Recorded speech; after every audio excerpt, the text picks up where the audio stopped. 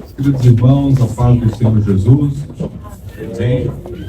Para mim é motivo de alegria, mais uma oportunidade de estar aqui na casa do Senhor. Hoje, a lição de número 3, o perigo do ensino progressista.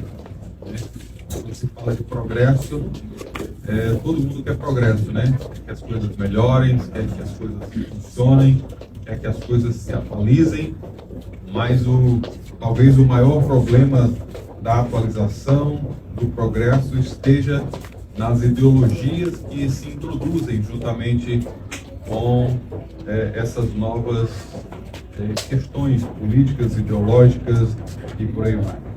Né? Hoje nós estamos em números pequenos, né? A chuva acho que deu uma ajudada, mas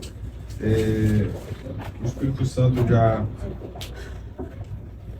vai falar também a corações dos que estão aqui, dos que estão no caminho, se não puderem estar aqui.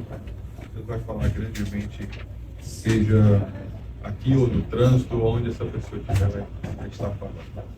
Então, a nossa introdução diz: nessa lição veremos que os ensinos progressistas enfraquecem a autoridade da Bíblia. As suas heresias propagam que as Escrituras contêm erros, que Deus não é soberano e que o sobrenatural é um mito. Então, esses ensinos em estudos progressistas já dizem que a Bíblia tem erros, contém vários erros. Inclusive nós, cristãos evangélicos, nós temos que ficar apercebidos quando nós estamos evangelizando uma pessoa, alguém, e no interesse de evangelizar essa pessoa, nós vamos ali comprar uma Bíblia, um exemplar bíblico, e doar para essa pessoa no intuito de estar evangelizando essa pessoa. Nós temos que ter cuidado com a Bíblia que nós vamos comprar e dar ou doar de presente para a pessoa que nós estamos querendo evangelizar. Porque já existem algumas Bíblias que já foram atualizadas e, por exemplo, o texto de Levítico 18, 22 é um deles que foi tirado dessa Bíblia atualizada, né? Então, muitas vezes nós estamos querendo evangelizar alguém e doamos uma Bíblia dessa sem, ao menos, ler, e muitas vezes a pessoa vai ler e vai achar um estudo progressista nessa Bíblia na qual nós doamos. Então, esse ensino progressista diz que a Bíblia está repleta de heresias, né, e mitos. Alguém poderia dizer, né, você realmente acredita em algumas histórias da Bíblia mirabolantes? Se teria como ter sido verdade ou teria acontecido o que aconteceu? Certa vez uma mulher foi pega de surpresa por uma pessoa e disse para ela: você realmente acredita que Jonas foi engolido por um grande peixe, passou 3 dias e depois foi lançado na praia e ainda conseguiu ficar vivo? E ela, com a convicção de uma boa cristã, ela disse: se na minha Bíblia tivesse escrito que o Jonas tivesse engolido o peixe, eu ainda acreditaria. Então ela era convicta da fé que ela tinha. Então, esse estudo progressista quer dizer que a nossa Bíblia, o exemplar que nós temos hoje, está repleto de heresias e mitos. São indiferentes à doutrina bíblica do pecado, relativizam os valores morais e defendem a necessidade de ressignificar a fé cristã. Por conseguinte, seus ensinos progressistas resultam na descaracterização do cristianismo bíblico. Nessa oportunidade, verificamos alguns de heréticos conceitos e meios espirituais pelos quais a igreja deve resistir aos seus efeitos maléficos. Inclusive tem um pastor muito conhecido nas mídias televisivas que diz que a Bíblia tem que ser atualizada. A Bíblia está desatualizada, né? E o trabalho que deu, imagino, para que as pessoas, todos os escritores, né, de livros, parábolas que foram escritas na Bíblia, certa vez um filósofo disse que a pessoa que está escrevendo, ela não consegue colocar no papel 100% do que ela estava querendo colocar. E a pessoa que traduz, a pessoa que está lendo, ele não consegue extrair do papel também os 100% que aquela pessoa, o pouco que aquela pessoa colocou no papel. Então, por isso que existem inúmeras traduções, inúmeras formas de entender, inúmeras, né, formas com que as pessoas vão atualizando a palavra de Deus. E a nossa palavra-chave, que diz progressismo. Progressismo, como já disse no início, é algo que veio lá do iluminismo do século XVII. Então, a princípio seria para melhorar, né? Sendo a saúde mesmo dos tempos bíblicos do Dr. Lucas, se formos comparar para os tempos de Jesus para hoje, a medicina evoluiu muito bem. Então foi um progresso muito bom, né? A leitura, os ensinos, as tecnologias, isso foi um progresso muito bom. O problema é as teorias ideológicas que vão anexadas junto com esse progresso ao longo de todos os anos. Então, o crescimento, seja ele espiritual, conhecimento bíblico, é muito bom.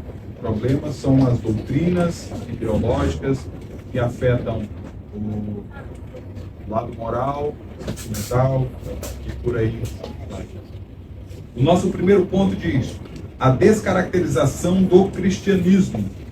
O que o ensino progressista quer? Ele quer descaracterizar o cristianismo. Porque o nosso cristianismo, já falei aqui em uma outra oportunidade, que quando você compra um eletrodoméstico, ele vem com um manual, né?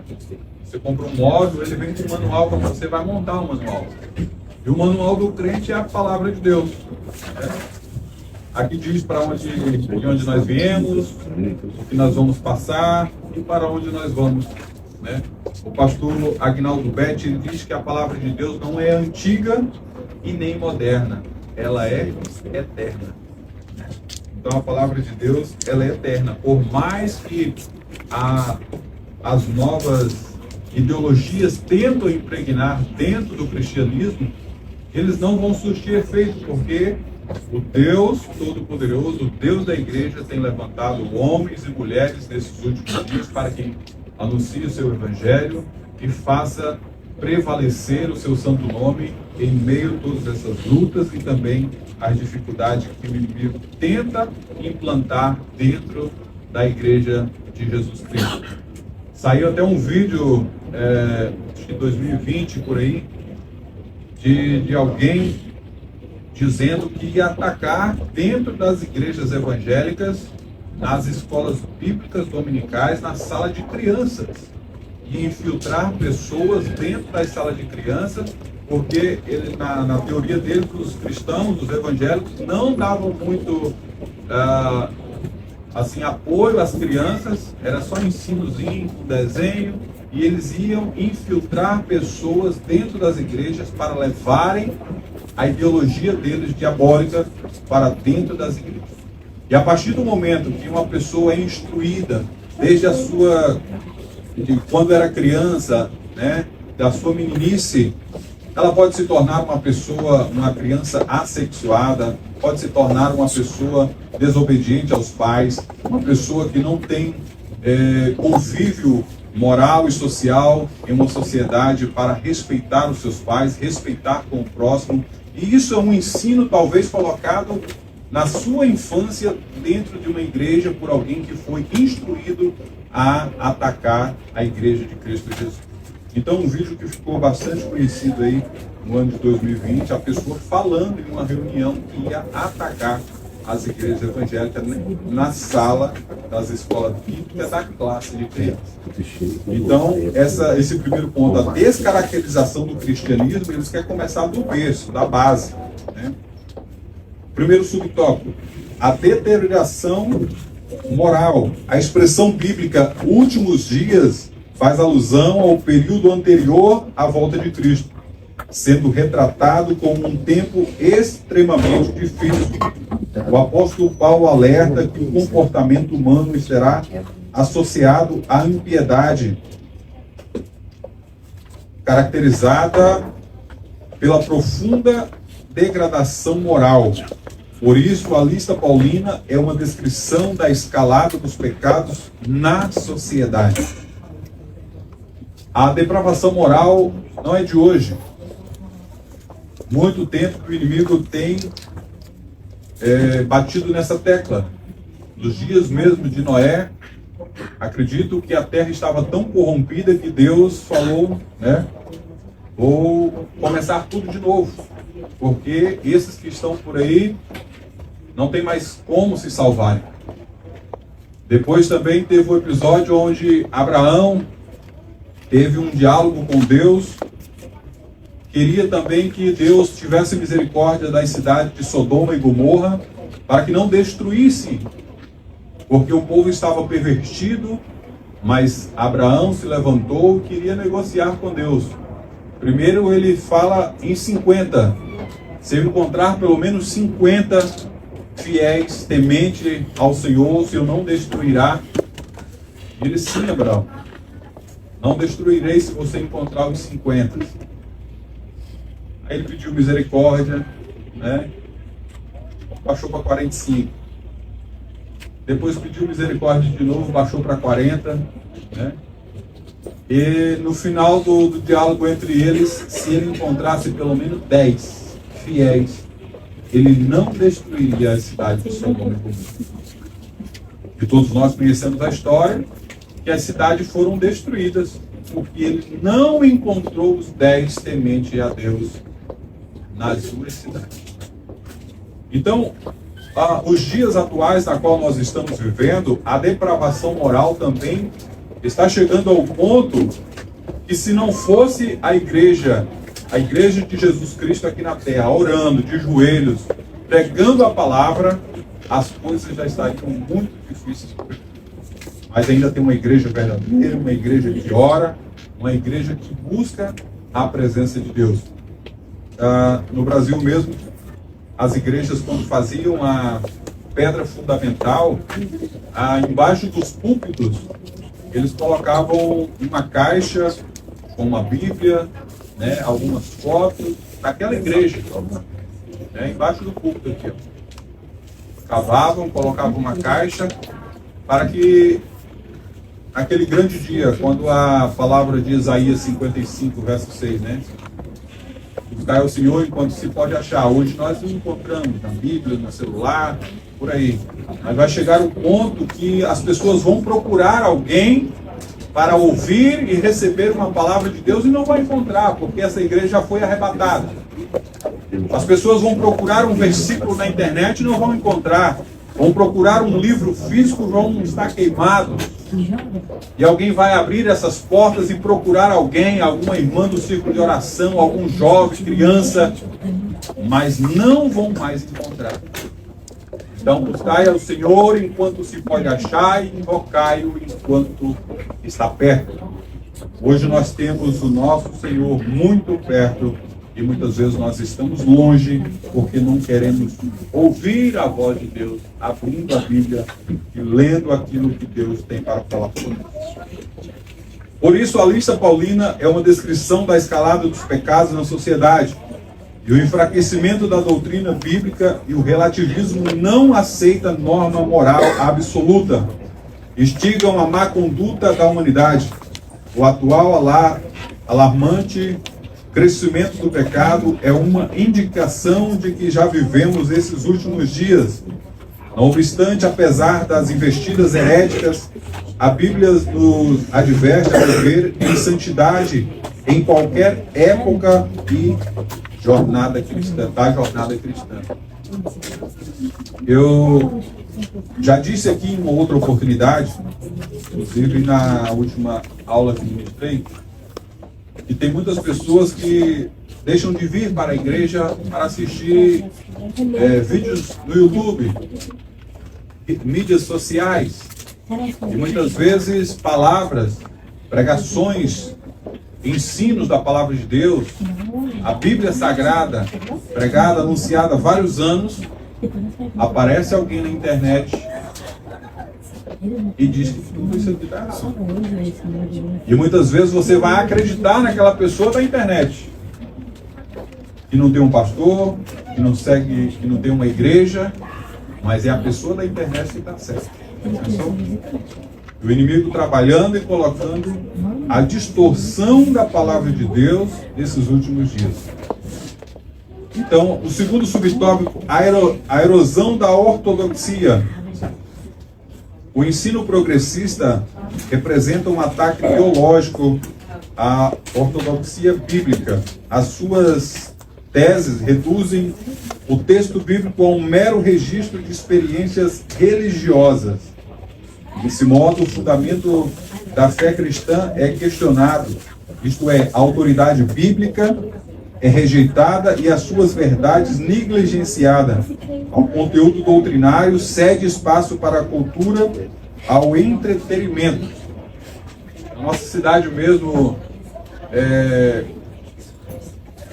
teve um movimento aonde o culto era culto country.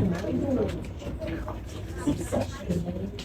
Não foi na nossa igreja, mas foi na cidade. Então, por questão de ética, não vou falar o nome da igreja, mas teve um culto country. Então, a igreja que sempre traz um entretenimento para dentro dela, ela sempre vai ter um entretenimento diferente para aquelas pessoas que estão ali.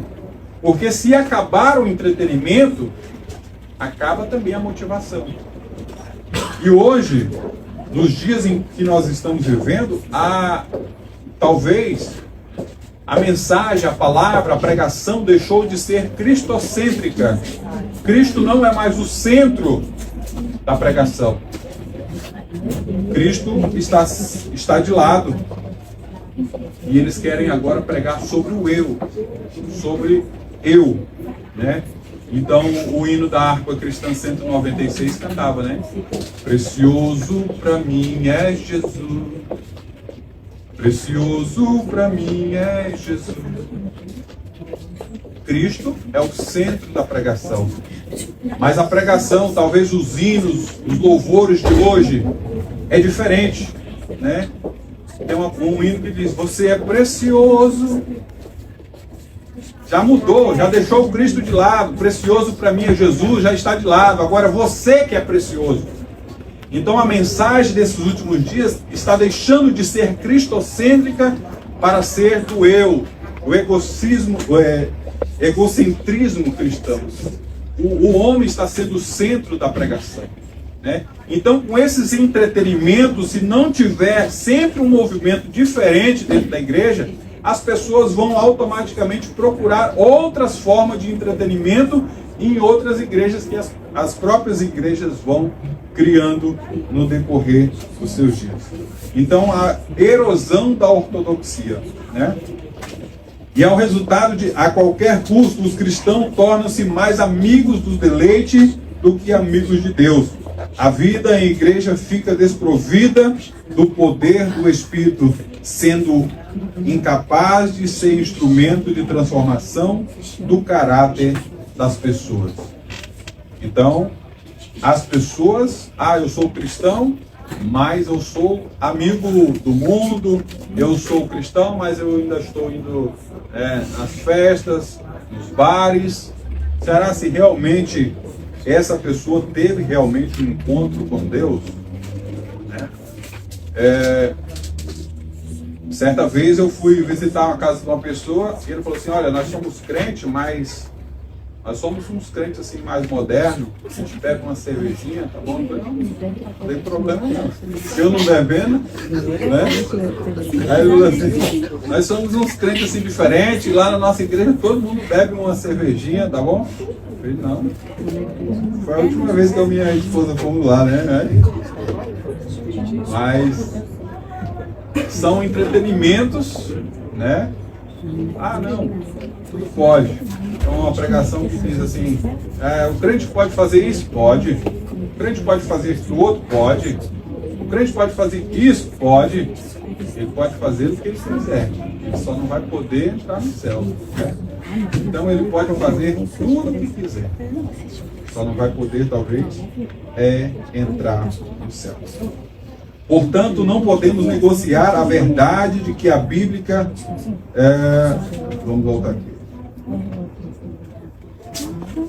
Portanto, não podemos negociar a verdade de que a Bíblia é a única revelação escrita de Deus, pelo Espírito Santo, capaz de constranger a consciência dos pecadores.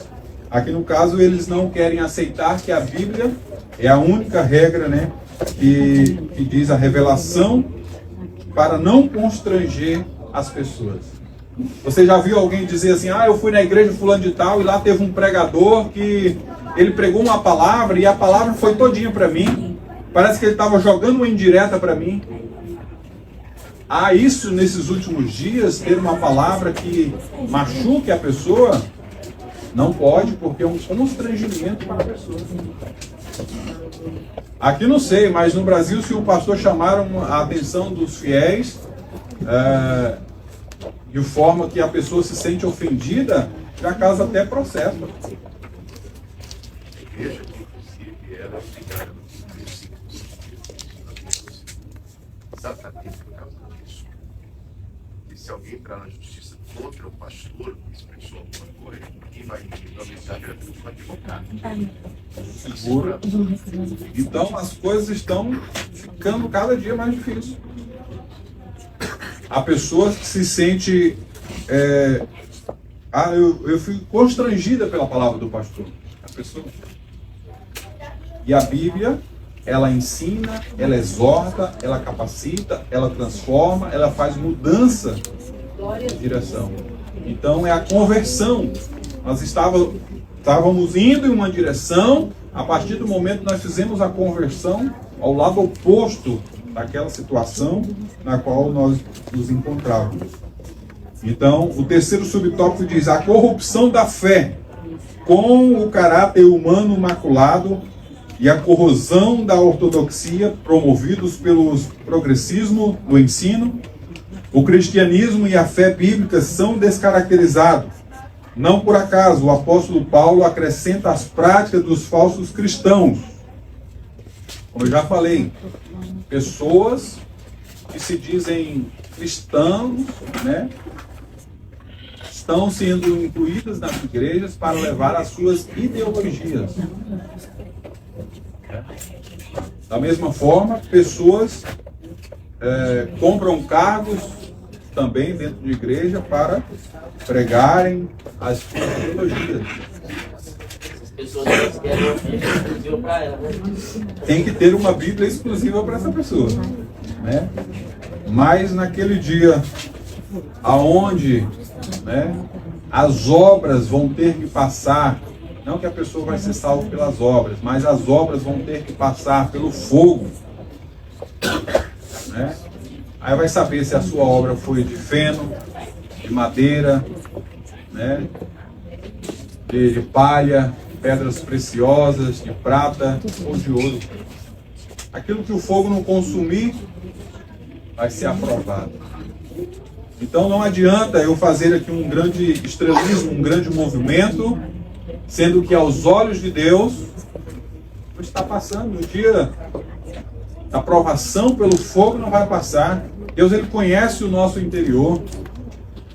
Uma igreja na Coreia do Sul, o pregador foi convidado para ir lá, e quando ele foi ao banheiro e passou a mão assim embaixo do mármore, viu que o mesmo polimento que era por cima do mármore era por baixo do mármore.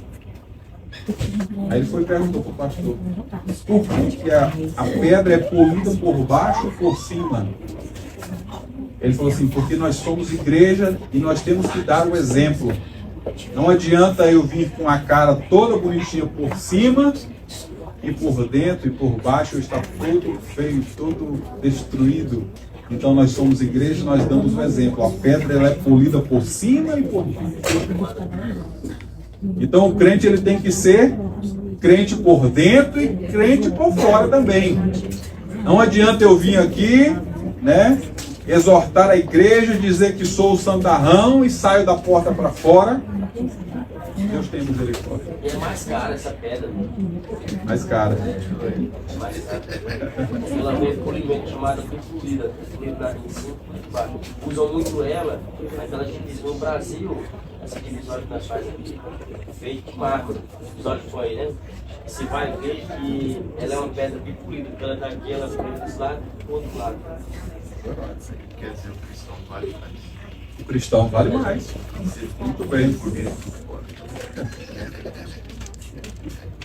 O cristão tem mais valor. Né? E o texto bíblico diz que uma alma vale mais do que o mundo inteiro. Pensou? E muitas vezes o inimigo coloca na mente das pessoas, né, coisas que talvez ele não conseguiu no passado. Ah, mas no passado eu poderia ter feito diferente. E aí começa o se, né? Se eu tivesse feito assim, se eu tivesse feito de uma outra forma, se eu tivesse feito diferente. E aí começa o grande mal desse século, que é a depressão na mente das pessoas. Se eu tivesse feito diferente.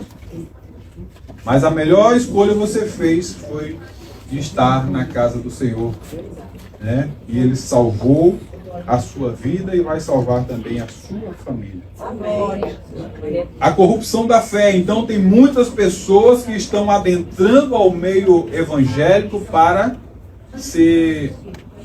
ganhar política, dinheiro ou talvez status, né? A pessoa, você crente, vou ali citar a igreja do pastor Sérgio, que aí lá tem muitos membros e eu vou me candidatar e aqueles membros tudo vai votar em mim. Ou então eu quero ser uma pessoa de status e a igreja do pastor Sérgio transmite lá os cultos, então, opa, é mais uma visibilidade. Então muitas pessoas usam de interesses para adentrarem as igrejas cristãs nesses últimos dias. O alvo, a principal escolha dele não é ser salvo, é ter um status terreno. Então é a corrupção da fé. No Brasil, dá um outro exemplo aqui.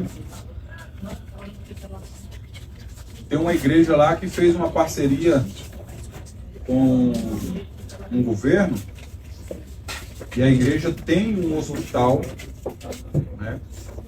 E o governo foi lá e colocou todos os utensílios do hospital. Aí saiu o candidato do governo de esquerda, a igreja tinha que fazer o quê? Apoiar. Então, a corrupção da fé, né? Trouxe benefícios, entre aspas, com um interesse para depois. Então, teve uma revolta muito grande da membresia por não apoiar a decisão da alta cúpula da igreja. Mas são escolhas, né, que trazem esse tipo de corrupção para a fé. É repulsiva a conduta da luxúria de várias concupiscências. Os hereges cativam as pessoas por meio da sedução e do engano. Escravos que são das paixões, eles acreditam que os prazeres do corpo não podem contaminar a alma. Acredito que você já tenha visto por aí alguém dizendo assim: ah, Deus não quer saber o que eu faço com o meu corpo, Ele quer o meu coração. Tem muita gente que pensa assim. Ah, eu posso fazer o que eu quiser com o meu corpo, mas o que manda é o meu coração com Deus. Tem um conhecido meu, pastor, que ele entra nas redes sociais e faz cestas básicas e distribui para o povo. E eu falo assim: tu já é crente? Ele: não, moço, eu faço isso, faço aquilo outro. Eu falei: tu não vai ser salvo pelas obras. Não, mas eu acredito em Deus. Eu falei: mas tu tem que confessar diante dos homens, né? E ele acha que fazendo algo social, uma causa social ali, a salvação dele já está ganha. Ação social, né? Pregador, se eu não me engano, esqueci o nome dele, mas ele disse que a pessoa que leva uma cesta básica para uma pessoa, o intuito de evangelizar ela, o evangelismo está errado. Então você não está ganhando, você está comprando a pessoa para Cristo. Então, nesse meio da corrupção da fé, nós temos que ficar atentos. Talvez nós estamos fazendo algo que é de costume, mas as pessoas vão entender diferente. Então, esse liberalismo ideológico, aonde o ser humano diz que o corpo dele pode tudo, o que vale é o coração, aonde não bate, o confronto do nosso corpo, morada do Espírito Santo, já não bate com esse pensamento. Porque o nosso corpo, sendo templo e morada do Espírito Santo, a partir do momento que eu estou fazendo tudo que o mundo está oferecendo, eu estou desonrando a casa do Espírito Santo. É verdade? Outra situação, uma vez eu até disse, por exemplo, o templo e morada do Espírito Santo, nosso corpo. Muitas vezes a pessoa, por exemplo, come errado a vida todinha. Vai um triturador aí. Adoece e depois vem pedir misericórdia para Deus. Você tinha como fazer diferente, não tinha? Aí depois, Deus é um Deus mau, né? Um Deus que não ouve as suas orações, um Deus, né? Um Deus malvado, mas você tinha como fazer diferente. Então, a libertinagem e o abuso do corpo são, por isso os pecados morais, a libertinagem e o abuso do corpo são tolerados, tais como a prostituição, a ideologia de gênero, as drogas, o aborto, o relativismo moral e etc. A rebeldia é a ausência de genuína conversão, os impede de alcançar o conhecimento da verdade. Por fim, o engano desses mestres e seus seguidores será objeto do juízo divino. As pessoas tentam dizer para esses adeptos, né?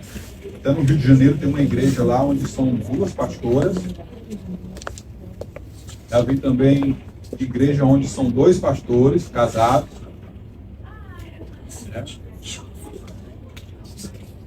Sim.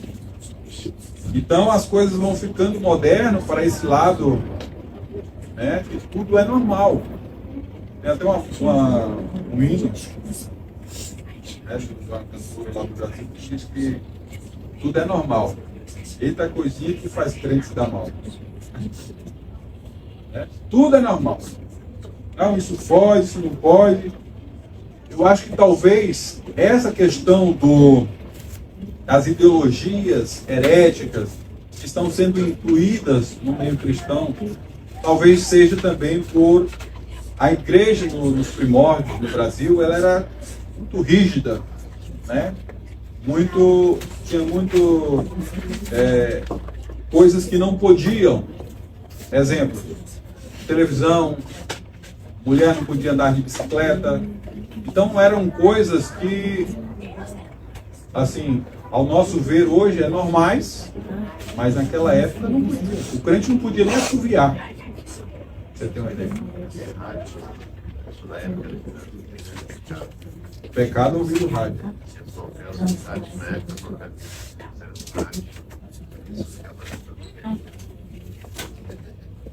Então talvez por a rigidez da igreja ser chegar a esse ponto, aí surgiu, né, os liberalismos. Ah, não, vem pra cá que a minha igreja é diferente. Vem pra cá que aqui você pode. Lá você não podia assistir televisão, aqui você pode. Né? Lá você não podia assoviar, que você pode assoviar. E aí foi criando, meu irmão, a chegar ao ponto que eles estão se prostituindo e achando normal. Talvez eles leram aquela passagem onde Oséias foi provado por Deus, né? Porque Deus chegou para Oséias e Oséias, tu vai casar, varão. Ele, opa, coisa boa, né? Profeta de Deus, vai casar. Agora tu vai lá naquele prostíbulo próximo da tua casa e vai lá e procura uma mulher, casa-se com ela, Oséias. E tem mais, Oséias. Tu não vai a proibir de fazer o que ela faz. Durante o dia tu vai andar com ela pelas ruas de mão dada. E à noite ela vai para o trabalho dela, já pensou? Porque tu é profeta, Oséias. E tu tem que sentir aquilo que eu estou sentindo. E o meu povo está se prostituindo com outros deuses. Então quando tu for pregar, tu vai pregar com veemência, porque tu sabe aquilo que eu estou sentindo, Oséias. Se quiser pode, né? E muitas vezes eu só quero ser profeta. Só quero levantar o meu dedo e profetizar. Mas eu não quero passar a aprovação de profeta. Meu irmão, não é fácil não. Então, muitas vezes, essa prostituição ideológica, ideologia de gênero, drogas, aborto, relativismo moral, estão tudo impregnado nessas igrejas modernas, aonde eles não veem mais como heresias, eles veem tudo como normal, tudo pode, tudo aceita. Mas aqui finaliza o comentarista diz: por fim, o engano desses mestres e seus seguidores será objeto do juízo divino. Quem somos nós para julgar? Nós estamos apontando, nós não estamos julgando aqui, tá bom? Nós estamos apontando algumas diferenças para que nós não venhamos cair nesses mesmos erros. Eu fui trabalhar aqui também, eu passei na igreja, acho que é em Westport, e lá tem uma bandeira LGBT e umas cadeiras da cor da bandeira LGBT lá na frente, dizendo que lá, eles são bem-vindos, como se lá permitisse, fosse uma igreja, e ela é evangélica americana, né? E permitia, aí eu fiquei assim, porque eu sempre, enquanto a gente passava, eu fiquei boca aberta, porque é uma coisa que é explícito, aí eu passei para alimentar os filhos, e a igreja permite, tem pastor, tem tudo, só que eles agora, aqui surge uma coisa que as igrejas que quiserem permitir homossexuais, elas podem entrar aqui e se aceitar Jesus, se aceitar Jesus, não, mas outra coisa, Jesus está recebendo. Vai frequentar, né? Agora, então é as famosas igrejas inclusivas, né? Incluir todo tipo de agora lá no Brasil está quase o alfabeto todo, né? Aí esqueceram deixaram de colocar a letra lá e colocaram mais um na frente. Mas o pastor Emerson, até na última lição, domingo passado, ele até frisou, mas não concluiu. E eu vou concluir aqui. Por exemplo, ele falou do arco, né? O arco-íris. Que até íris é o nome de uma deusa, né? Só o arco mesmo. Então eles pegaram o arco, que era a prova da aliança de Deus para com a humanidade, que mais nunca iria destruir a terra com água, e fizeram o quê? A bandeira deles. Tipo assim, afrontando Deus. Você não vai mais destruir a terra. Você não volta atrás nas suas palavras. Então nós vamos pegar o símbolo aqui da tua promessa e vamos fazer a nossa bandeira. Afrontando o nosso Deus. Vamos lá, meus irmãos, para o segundo subtópico. As teorias progressistas. A desconstrução da Bíblia, o ensino progressista e o desdobramento do liberalismo teológico. Sua principal característica é o repúdio à inspiração, à inerrância da Bíblia, a ênfase do progressismo repousa no antropocentrismo, o homem como centro. Esse ensino produz pessoas egocêntricas e retira a convicção do pecado. O parâmetro progressista é de reinterpretação das escrituras para satisfazer a concupiscência, que são os prazeres sexuais, né? Então, propaga-se um evangelho em que a salvação do homem ocorre por meio de uma reforma social, com relativização do pecado e da moral e da fé bíblica. Assim, o termo se distancia do cristianismo bíblico, em especial na deturpação das doutrinas e dos valores cristãos. Como nós já tínhamos falado, né? Hoje o homem é o centro da questão. A Bíblia está desatualizada, né? As doutrinas e os valores bíblicos já não surtem mais efeitos. Nos últimos dias, as pessoas não conseguiriam mais ouvir a sã doutrina, porque estava jogando indireta, o pastor estava jogando piadinha, né? E as pessoas entendem dessa forma. Mas o nosso Deus, Ele ainda tem uma igreja de joelhos. Uma igreja que ora. Uma igreja que busca. Uma igreja que transforma as vidas. Por mais que o inimigo tenta fazer diferente, o inimigo tenta desanimar, ele está rodeando a terra, procurando alguém com quem possa tragar. Mas nós servimos um Deus fiel. E Ele nos resgatou para que hoje nós pudéssemos estar aqui glorificando o seu santo nome. O segundo subtópico diz o teísmo aberto. Outra corrente da teologia liberal progressista é o ensino do teísmo aberto. Nessa teologia, Deus é limitado, né? E não conhece o futuro. Então, aqui na ideia deles, Deus não é onisciente, nem onipotente e também não tem a onipresença. Não é onipresente. Então, é um Deus que não é todo poderoso. Para você ter uma ideia, até o Caneta Azul já saiu com embate teológico essa semana. Já. Eu vi ele dizendo assim: o que o homem vê e que Deus não vê. Falei, tem, né?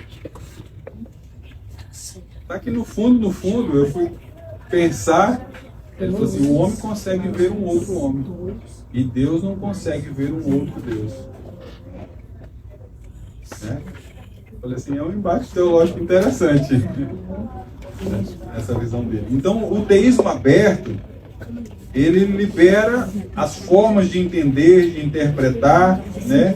Afirma que o conhecimento divino das coisas que estão por acontecer depende das ações livres dos homens, né? O pastor Aguinaldo Betti, ele diz que nós somos livres para escolher, mas nós não somos livres para escolher aquilo que vem sobre as nossas escolhas. Então nós temos a liberdade de escolher, de vir ou não para a igreja, de ir ou não trabalhar, né? De ir ou não viajar, mas aí nós não temos também a liberdade de escolher o que pode vir sobre as nossas escolhas. Então eu fiz algo errado, automaticamente vem algo sobre a minha vida e eu não tenho como escolher se eu quero ou não aquilo para mim. Se eu fiz errado, vai automaticamente vir. Então, rejeita-se o conceito de presciência de Deus, que Deus não sabe todas as coisas antecipadamente. Nessa heresia, Deus foi surpreendido pelo pecado no Éden e forçado a redesenhar a história. Você já viu aí alguém dizendo que Deus tem uma mulher? Deram até um nome para a mulher. Era Lilith. E Adão também não era a primeira mulher de Adão, não respeitava, e Deus assim fez Eva da costela dele. Na teologia, né, do teísmo aberto, do pensamento aberto, eles acreditam que Deus tinha uma mulher e que Adão já tinha tido uma outra esposa e começa a reinventar coisas, né? Então, meu irmão, se não tem base bíblica, não tem como eu afirmar. Eu estava comentando com o presbítero Fabiano. O pastor Marcos Feliciano, no Brasil, uma vez saiu com uma pregação dizendo que as pessoas da pele morena eram os descendentes dos 3 filhos de Noé: Cão, Sem e Jafé, né? Cão, quando viu a nudez do seu pai, ele lançou uma praga sobre a sua descendência. E na pregação ele saiu dizendo que as pessoas de pele morena eram da descendência de Cão, que tinha recebido. Rapaz, ele apanhou mais do que gostava de cortar carne. Então, se não tem base bíblica, não tem como eu sair com um esboço aqui que talvez eu quero inovar para a igreja. Mas não adianta eu sair com fundamentos infundáveis aqui, que não tem base bíblica, né? Eu posso até imaginar, eu posso até fazer, né, alusões, mas se não tiver base bíblica, não tem como eu afirmar para os irmãos. Por exemplo, alguém me disse que o meteoro que destruiu os dinossauros foi Deus jogando luz de cima para baixo. Eu falei, pode até ser, mas não tem base bíblica. Né? Então vamos lá. Essa ênfase extremada nas decisões do homem sacrifica a soberania de Deus e a autolimitação divina anula que a Bíblia ensina sobre a queda e a corrupção do gênero humano, afetando assim a doutrina da providência divina e da presença do mal moral no mundo. Logo, embora os seus postulantes não reconhecem publicamente a conclusão, é bem lógica: se Deus não é soberano, então não faz sentido orar a Ele. Aí o que o liberalismo, o teísmo aberto quer dizer? Se Ele não pode todas as coisas, você não precisa orar. E se você não ora, você distancia. E se você está distante, você fica para trás. E aí chega o ponto que você não volta mais, né? Eu trabalhei numa cidade de Novo Progresso, no Pará, que no posto de gasolina tinha uma mensagem assim: ora que melhora. Ora que melhora. Então o terceiro subtópico diz assim: a teologia da demitologização. Esse aqui é complicado, hein? A teologia da demitologização. Em 1958, Rudolf Bultmann propôs um programa de demitologização do texto bíblico. O mito é uma história de caráter religioso que não tem fundamento na realidade. Foi o que eu disse no início. Algumas histórias da Bíblia, onde eles veem como mitos. Por exemplo, a história de Jonas que eu mencionei, na ideia deles é somente um mito, né? É algo que eles contavam para amedrontar talvez os profetas, né? Eles querem dizer que o inferno é algo que a sociedade, né, as pessoas que estavam à frente das religiões, criou para colocar medo nas pessoas, para ter ali um controle sobre a conduta moral, social das pessoas. Na ideia deles, não existe céu nem inferno, né, porque foi situações criadas pelo homem para segurar as pessoas na rédea, né? Vamos dizer assim. Então, para esse teólogo alemão, havia mitos na Bíblia e era preciso separá-los da verdade. Nesse pensamento, o céu e o inferno, a tentação e os demônios, a possessão demoníaca passam a ser vistos como mitológicos. Aí ele está jogando por terra todos os tratados, né? Tratado de Nicéia, 325, onde eles fizeram o cânon bíblico. E mesmo nos livros apócrifos tem histórias que você foi ler, então a de Jonas e o peixe é fichinha. Tem o livro de Bel e o dragão, né? Então, primeiro, segundo Macabeu. Nossa, tem história nesses livros, se você for ler, Jonas e o peixe é fichinha. Apesar de que muitas pessoas dizem que é uma baleia, né? Mas dá a entender que é uma baleia. Mas a Bíblia não fala que é uma baleia. Fala um grande peixe, né? Então, nesse pensamento, o céu e o inferno, a tentação, os demônios, a possessão demoníaca passam a ser vistos como mitológicos. Até a doutrina da concepção do nascimento virginal e a promessa da vinda de Cristo são classificados como mitologia, né? Nessa teologia bíblica, só é incrível se dela forem extirpados os milagres, os sinais e outras revelações sobrenaturais. Então, eles querem dizer que céu, inferno, isso tudo é mitológico. Vamos adiantar aqui para o terceiro ponto, que as salas já estão chegando. Terceiro tópico, né?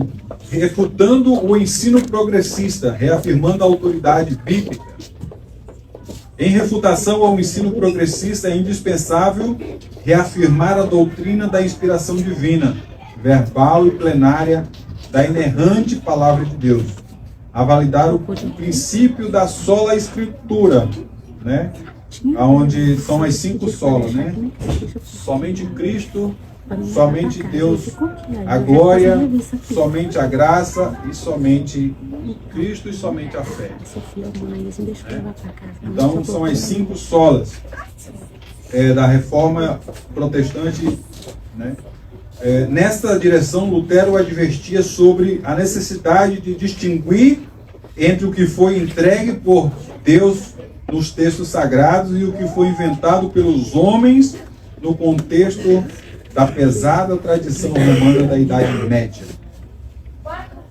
Paulo mesmo diz: pode descer até um anjo do céu, mas se pregar um outro evangelho, saia fora. Eu posso vir aqui e começar a trazer um esboço para os irmãos, mas os irmãos com o discernimento do Espírito Santo, ver, observar que não é bíblico, meu irmão pode sair fora. Se você for em qualquer lugar, qualquer igreja, e se alguém pregar para vocês um outro evangelho que não esteja aqui, saia fora. Segundo subtópico, ensinando as doutrinas bíblicas, a grande comissão confiada à igreja consiste em ensinar discípulos, né? Em Mateus 28, 19, e também posso concluir em Marcos 16, 15, a grande comissão. A incumbência é tanto de formação quanto de transformação de indivíduos.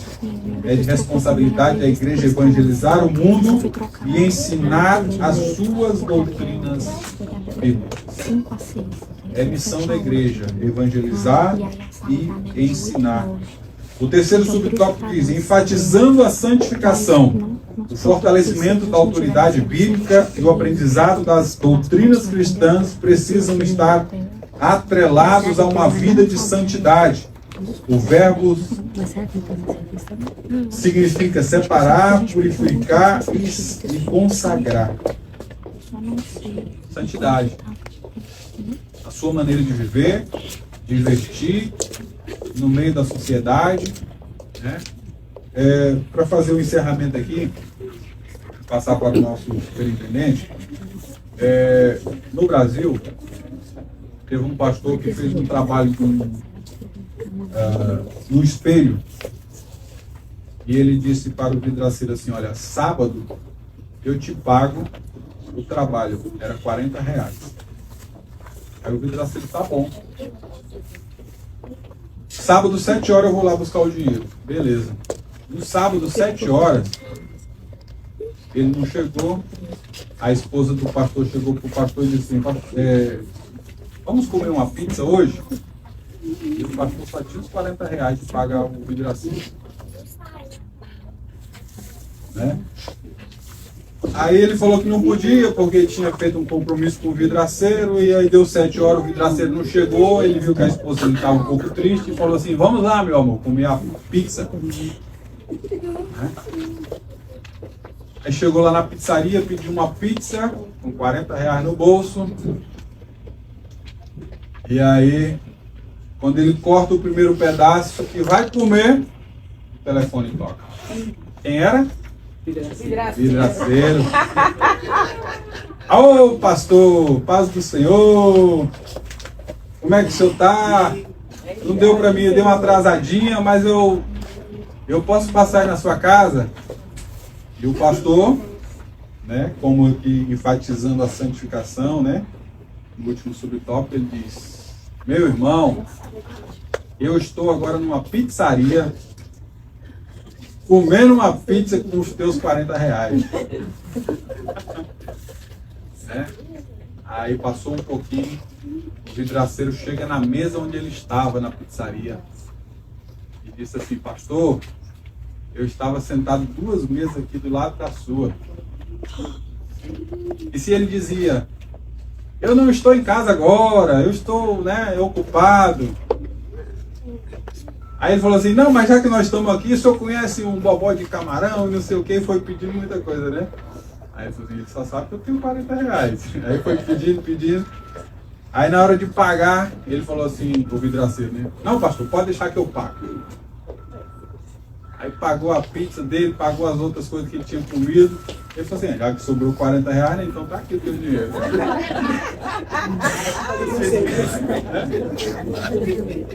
Então, meu irmão, se você deu a palavra, cumpra. Aí o telefone tocou.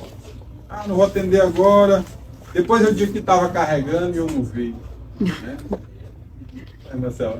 Sabe que tem uma situação engraçada que eu vi o carro da irmã Sônia passando por mim. Aí o carro dela, a traseira do carro dela esqueceu aberta. Aí eu falei: ai meu Deus do céu, irmã Sônia. E pum, liguei pra ela, num instantinho ela atendeu. Oi, irmã Selma, tudo bem? A paz do Senhor, minha querida. Você deixou seu carro aberto, a traseira do carro. A pessoa, se ela não atende, pastor. Olha aí. Aí pronto, ia perder tudo que estava lá atrás, que ela ia fazer uma entrega de marmita. Nossa. Ah, irmã Selma, depois eu atendo, já pensou?